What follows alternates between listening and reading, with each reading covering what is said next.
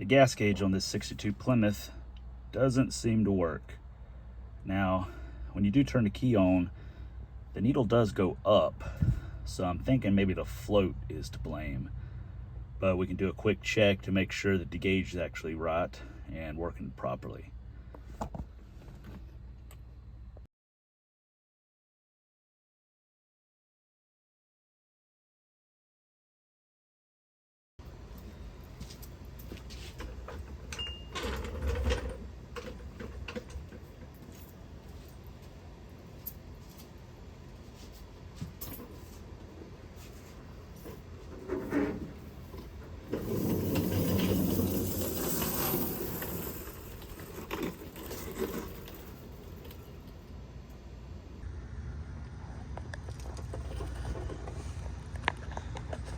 So right there is the fuel line, and the sending unit is right here in the tank, and this plug right here is what goes to your gauge. This definitely looks totally original, other than the zip ties holding the ground strap on, so I'm thinking maybe that could be part to blame. Maybe it's not getting a good ground. But a test to see if your gauge is good is to use a jumper wire and ground this wire that goes back to the gauge. So when you ground this wire and then go turn the ignition key on, the fuel gauge should peg all the way over to full. So we'll do that real quick just to make sure that the gauge is good. All right, I've run a jumper wire from that sending unit lead to a ground, which in this case is the brake line, but that'll work just fine. So let's go to the front and see if the gauge works. See that? All the way to full. So that means the gauge is good. So we got an issue with the ground on the sending unit, or maybe the float. I cleaned all the gunk and grime off of the sending unit top. And what holds the sending unit in is a lock ring. You can see here there's tabs that stick up. Usually 4 of them. They do make a tool for it, or you can use a flathead screwdriver and you'll put it up against one of the tabs and tap it with a hammer counterclockwise to unlock it. Put it back on this side clockwise to lock it. So I'm gonna go ahead and pull the sending unit out in order to inspect the float, see if it's any good. It could very well just be a ground issue. Seeing as how they were trying to fix the ground, making it tighter with these zip ties, that might be the reason. But since I'm under here, I'll go ahead and pull the sending unit out, because it would suck to have to do this all over again if it does indeed need a float. So I have to remove the fuel line, the rubber line here, the ground strap, the sending unit wire, and then take that lock ring off. All right, I got everything off except for the lock ring, so I'm going to go ahead and loosen that up. That way I can pull this sending unit out.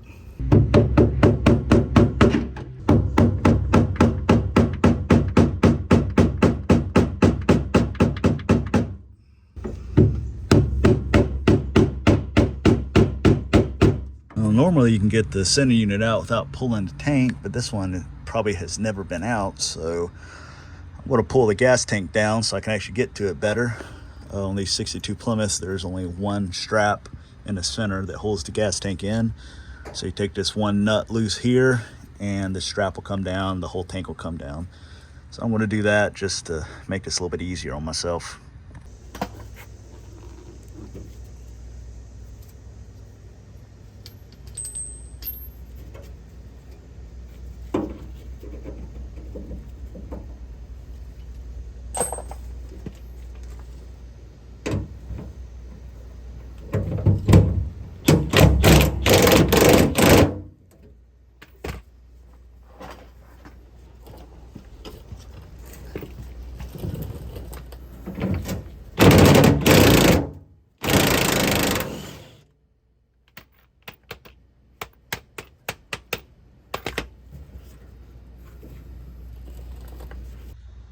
There is also a screw inside the trunk that holds the filler neck on, so be sure to remove that or your gas tank will be dangling. Never had one of these before, so I didn't know 62 Plymouth had a screw on the filler neck. 61 back does not. All right, got the gas tank out. Now I can get a better access to the sending unit locking ring, so I'll go ahead and see if I can get that off and take a look at this sending unit.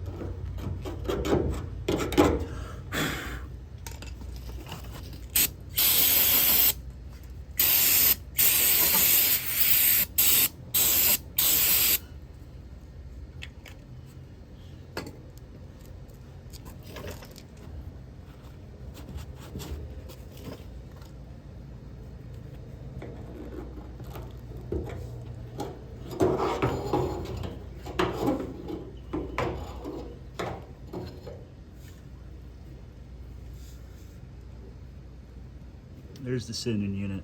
So inside the gas tank, this float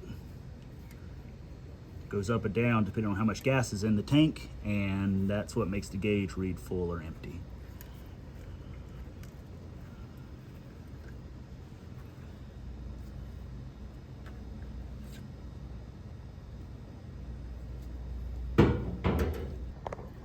And the float is to blame because I don't know if you can hear it, but it is full of gas. Actually, there's where one of the pinholes is.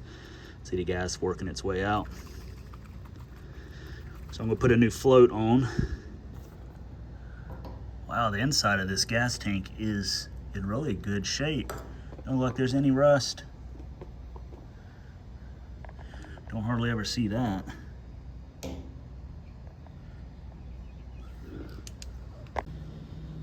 The sock or strainer is not in the greatest of shape either, so I'm just gonna go ahead and replace that. This just, oh, well, normally you can just twist it off, but I guess this one's so old it just broke off. But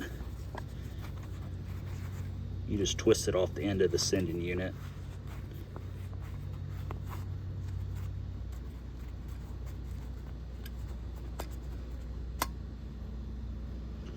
So I'll grab a new one, stick on there while I'm in here, so I don't have to do this twice.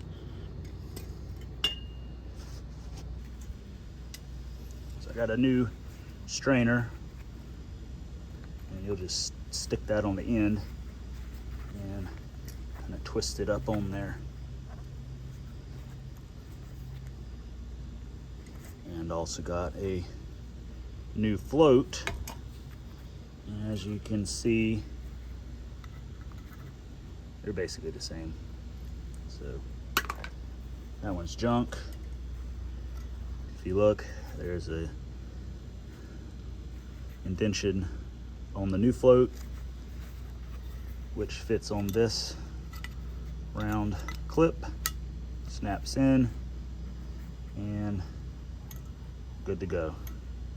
So we'll go ahead and put this back into the gas tank. There is a gasket, so don't forget that. So you'll just kind of twist and rotate to get the sending unit back in. And the sending unit will only go in one way. It's got notches that only fit one way, so I'll stick this in here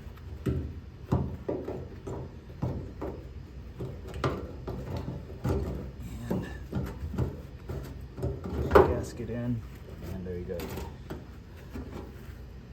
So put the ring on. Now we'll knock that back the other way to lock it in.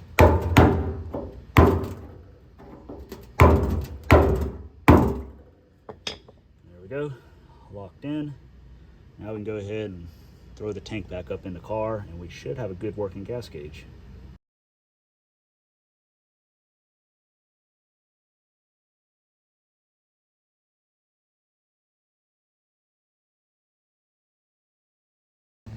All right, got the gas tank bolted back up, sending unit wire hooked up, fuel hose hooked up. Should be good to go under here.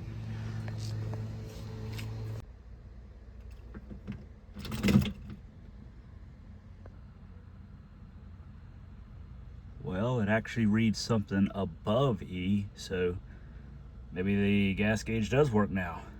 I did wait till I didn't have a whole lot of gas in the car before I pulled the tank and all, just so I wouldn't be wearing a bunch of gas. So I'm gonna go get some gas in the car and see what that does.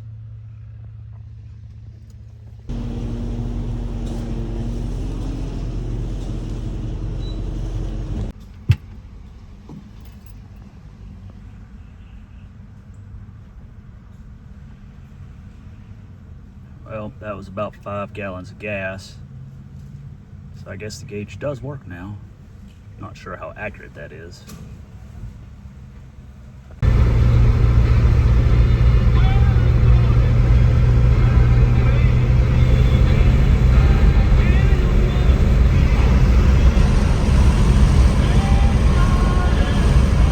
Well, it's good to have a working gauge now.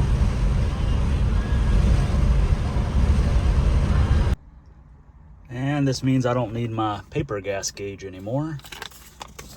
I'll just leave it in here as a reminder.